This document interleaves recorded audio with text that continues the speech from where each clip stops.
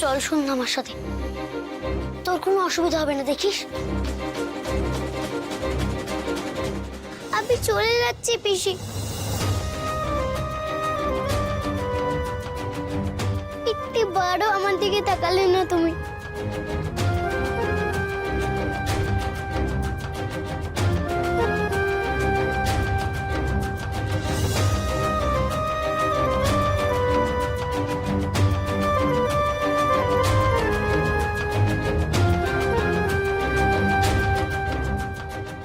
কেন এইভাবে মেয়েটাকে কষ্ট দিলে? একবার মুখটাও দেখালে না।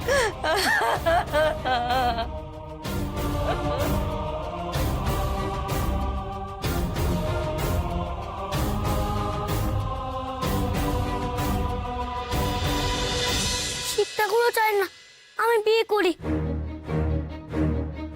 তাই তো উনি নিজেই বিয়ে করে নিলেন।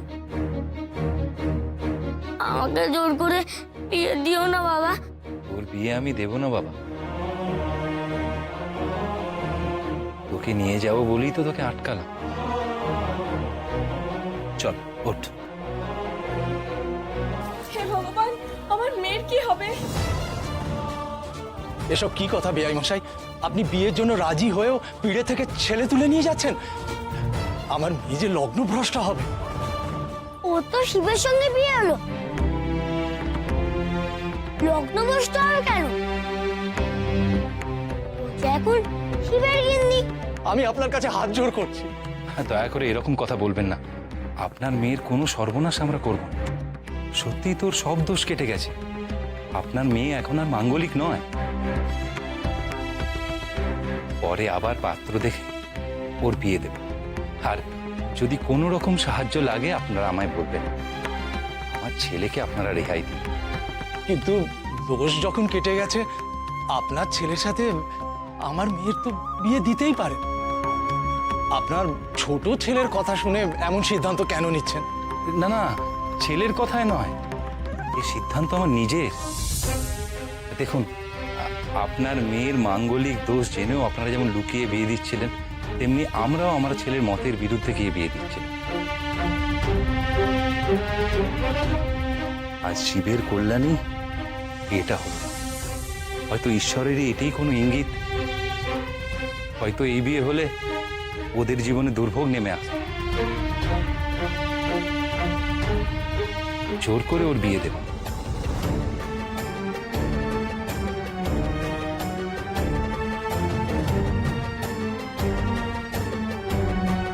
না, তোমার বরকে ধরো।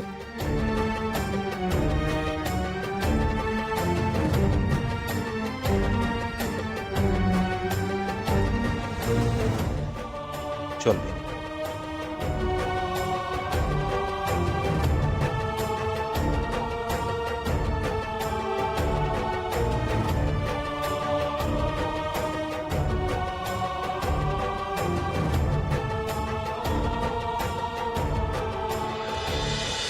মা, মা, এই দেখো কাকে নিয়ে এসেছি।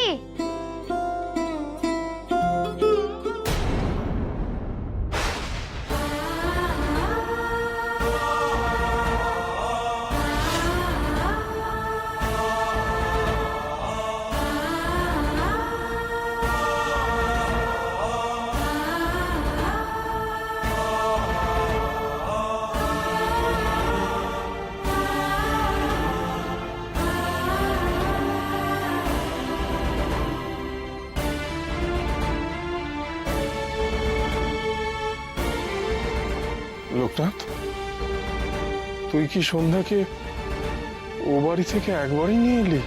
হ্যাঁ বাবা। মা, ওকে তোমার কাছে থাকতে দেবে?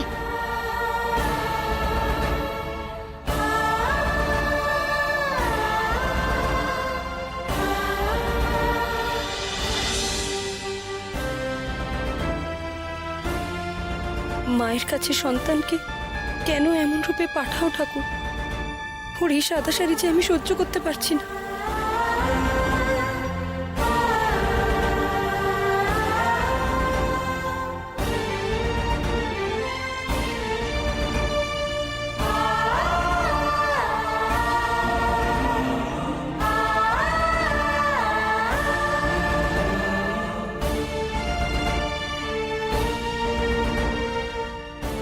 জানো মা, সন্ধ্যাকে ওরা বড় কষ্ট দিত, তাই জন্যই তো নিয়ে এলাম। মানুষ এত নিষ্ঠুর হয়? ছি ছি ছি ছি ছি।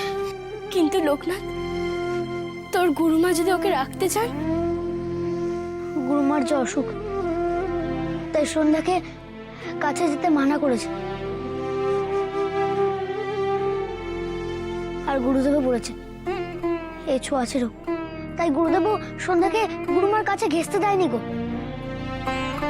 মা, তুমি বলো না, সন্ধ্যা কোথায় যাবে?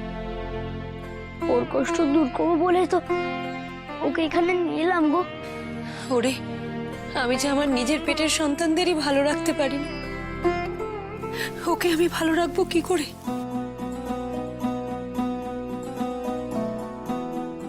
মা, তুমি তো তোমার এক মেয়েকে নিজের কাছে ঠাঁই দিয়েছো,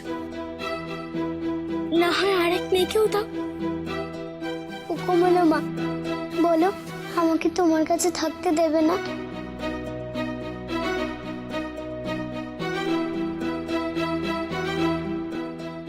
তোকে যে আমার লোকনাথ নিয়ে এসছে রে সন্ধ্যা, তোকে আমি কি করে ফেরাই বল দেখি? আমার 3 সন্তান যদি আমার আঁচলের তলায় থাকতে পারে, তাহলে তুই আর অন্যও থাকতে পারবি। কমলা, মুখ যিনি দিয়েছেন আহার তিনিই দেবেন গো। আমি আর কিছু ভাবি না।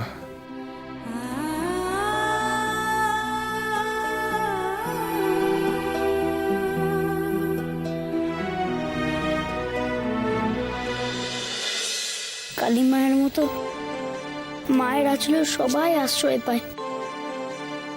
জগতের সব মায়েরাই বুঝি এমন?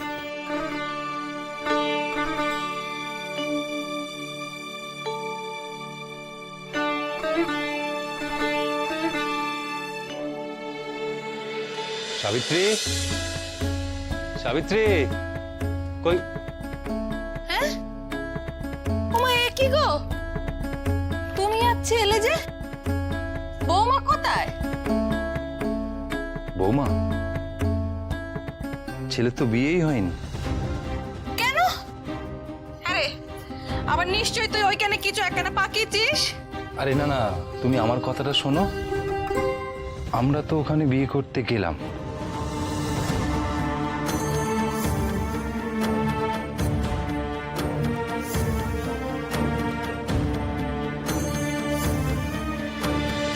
এ তো ভালোই হলো একদিক দিয়ে, পাত্রী আমাদের মাঙ্গলিক ছিল।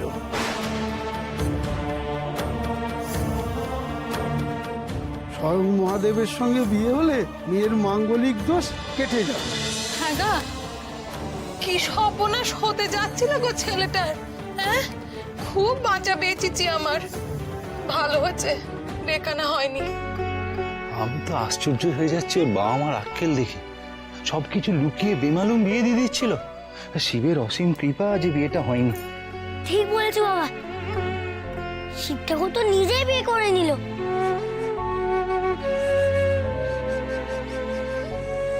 যাক বাবা, যা হয়েছে ভালো হয়েছে গো, খুব ভালো হয়েছে। ছেলেটা আমার বেঁচেছে। আমি তোর আবার অন্য তোর বিয়ে দেবো, বুঝেছিস? আর এবারে একেবারে ঠিক কুষ্টি সব মিলিয়ে দেবো। হ্যাঁ, আবার বিয়ে? সাবিত্রী, আমরা দুবার বিনির বিয়ে দিতে ব্যর্থ হয়েছি। এতবার বিনির বিয়েটা আটকে যাচ্ছে কেন? নিশ্চয়ই কোনো কারণ আছে। তুই কি বলতে চাইছো বলো দেখিনি? ছেলে আমার সন্ন্যাসী হবে? আমি তো সন্ন্যাসী মা, তাই তো শিব ঠাকুর আমার বিয়েটা হতে দিল না। আমি লোকনাথের সঙ্গে হিমালয়ে যাব, গুরুদেব বলেছে, এটাই আমার নিয়তি। এই থাম তুই। তুমি আর ছেলের সামনে এইসব কথা বলো না দিনি। কেন বলছো এইসব? হ্যাঁ, এই একখানে কথা হলো? ছেলের বিয়ে হয়নি তাই তিনি সন্ন্যাসী হয়ে যাবেন। তুমি থামো। সাবিত্রী, বিধি যা বিধান লিখে দিয়েছেন তার উপরে আমরা কেউ যেতে পারি না, তাই তো শুনেছি। বেনির বিয়েটা না হলে এতবার আটকে যাচ্ছে কেন? ঈশ্বর কি আমাদের অন্য কোনো ইঙ্গিত দিচ্ছেন? না,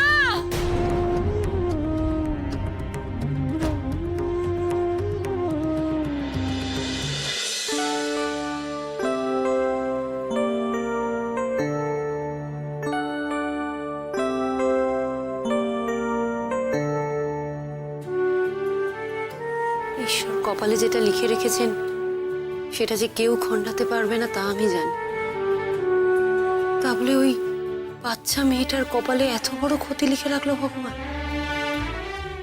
হ্যাঁ রে অন্য, সারাটা জীবন সন্ধ্যা কি করে এভাবে কাটাবে বল দেখি? আমি তো কিছুতেই বুঝে উঠতে পারছি না। লোকনাথ তো বলল সেই বাড়িতে নাকি সন্ধ্যার উপর অনেক অত্যাচার হয়েছে। ভাগ্যিস লোকনাথ ওকে এখানে নিয়ে এলো, নইলে যে বেচারি মরেই যেত। জানি রে মা, সবই কপাল। যাকে দে দেখি, থালাগুলো দে, ভাতটা বাড়ি। আজকে লোকনাথ বলল সেদ্ধ ভাত খাবে, তাই সবার জন্যই আলু সেদ্ধ আর ভাত করলাম। তোর বাবা সকালে ওই যজমানি করে কিছু চাল আর আলু এনেছিল, তাই দিয়েই রান্নাটা সারলাম। যা দেখি অন্য, ওদেরকে ডেকে নিয়ে আয়, ঠান্ডা হয়ে যাবে না হলে।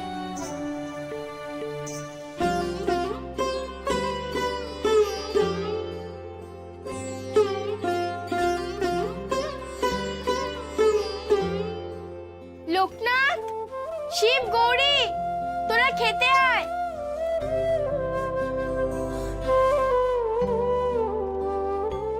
আয় বাবা আয়, বস।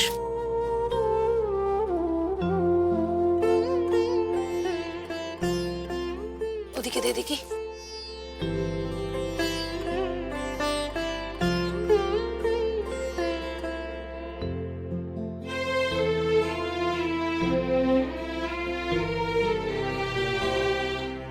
ও কমলা মা, আমাকেও খেতে দাও না গো।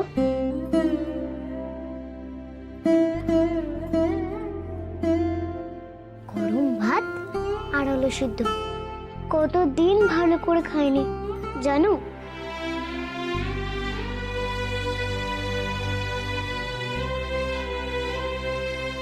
ওমা, ভাত আর আলু সিদ্ধ খাবি কেন? তোর আর আমার জন্য তো অন্য খাবার। কেন এইসব খাবার খাবো না কেন? জানিস না, বিধবাদের সূর্যাস্তের পর অন্ন খেতে নেই।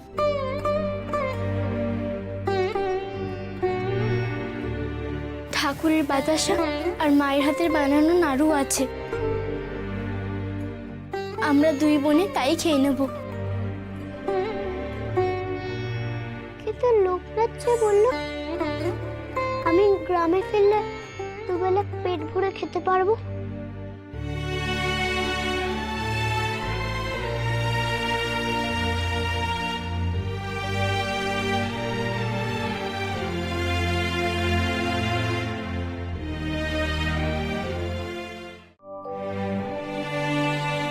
হ্যাঁ রে সন্ধ্যা,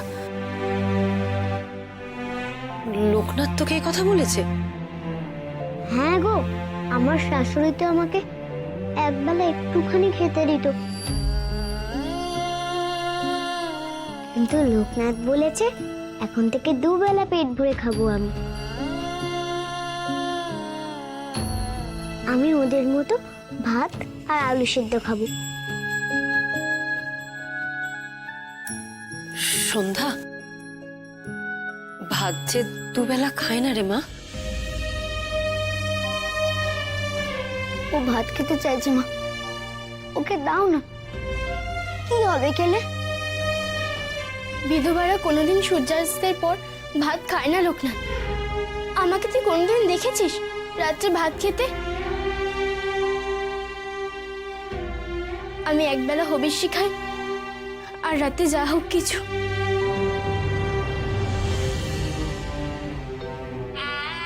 দিদি,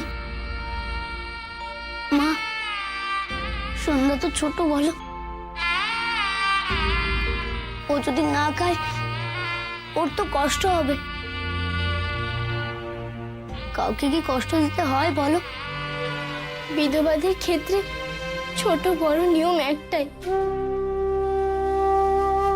তুই চিন্তা করিস না, আস্তে আস্তে সব অভ্যাস হয়ে যাবে। আমারও তো অভ্যাস হয়ে গেছে বল। তুই খা, আমি ওকে খাইয়ে দিচ্ছি।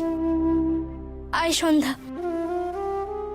ওকে লোকনাথ, খাবার ফেলে কোথায় যাচ্ছিস বাবা? সন্ধ্যাকে আমি না বুঝে অনেক কষ্ট দিয়ে ফেলেছি গো মা। সন্ধ্যা যদি একবেলা খেয়ে থাকতে পারে তবে আমিও পারবো। লোকনাথ, লোকনাথ শোন আমার কথা, খাবার ফেলে যেতে নেই বাবা। তোরা খা, আমি আসছি। লোকনাথ, আয় সন্ধ্যা।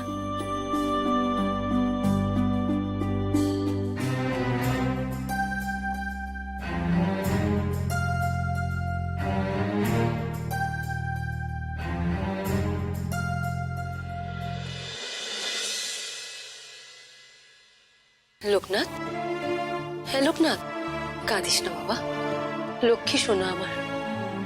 আচ্ছা তুই বল, আমরা কি কেউ নিয়মের বাইরে বেরোতে পারি? আমার অবস্থাটা একটু বোঝ তুই।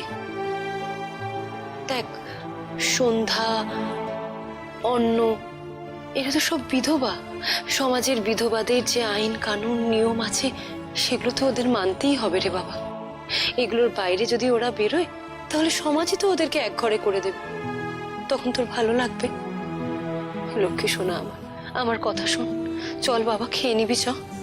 না মা, আমি খাবো না। রাগ করছিস কেন বাবা? আচ্ছা তুই বল, আমি কি সন্ধ্যাকে ইচ্ছা করে খেতে দিইনি? হ্যাঁ, বিধবাদের নিয়ম কানুন আমি কি করে বদলাবো লোকনাথ?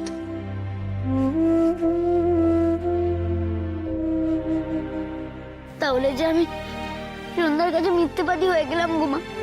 ওই দেখ, ছেলের কথা শোন। ওরে পাগল, তুই তো ওকে না বুঝে বলেছিলিস, আর না বুঝে কাউকে কিছু বললে মিথ্যেবাদী হয় না লোকনাথ। তবে আমি কি করবো মা? ওকে যে আমি কষ্ট পেতে দেবো না বলে এখানে নিয়ে এসেছি, সেই তো ওকে কষ্ট পেতেই হলো। আমি তো তোমাদের কারোর কষ্ট দূর করতে পারছি না গো। মাও তো সেরে উঠলো না, এসব আমি কেমন করে সইব? আমি তোর কষ্টটা বুঝতে পারছি লোকনাথ, কিন্তু তুই যে বড্ড ছোট্ট বাবা। এই বয়সে তুই কি করে মানুষের এত দুঃখ কষ্ট যন্ত্রণা দূর করবি? তবে কি সবাই চিরকাল এভাবে কষ্ট পাবে আর আমি কিচ্ছু করতে পারবো না? এ কি করে হয় মা, কি করে হয়?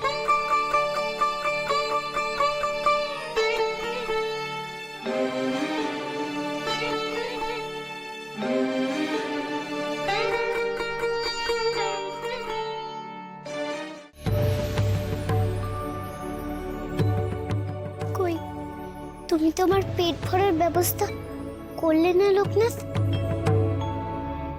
তুমি মিথ্যেবাদী।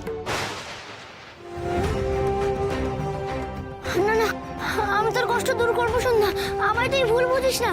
আমি যে তোমাকে বিশ্বাস করে এখানে এসেছিলাম লোকনাথ। লোকনাথ, লোকনাথ তুই তো বলেছিলি যে আমার অসুখ তুই সারিয়ে দিবি। দে না বাবা। লোকনাথ, আমি বড় কষ্ট পাচ্ছি রে বাবা, বড় কষ্ট পাচ্ছি। লোকনাথ, তুই বলেছিলি না আমাদের আর ভিক্ষে করে খেতে হবে না? এই দেখ, আমরা এখনো ভিক্ষে করেই খাচ্ছি।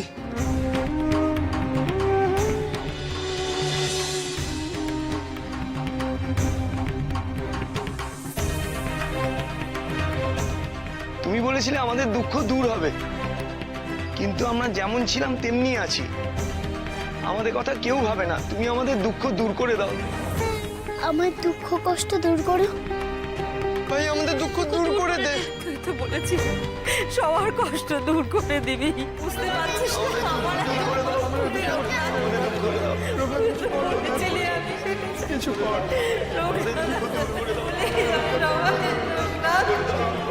তুই তো বলেছিলি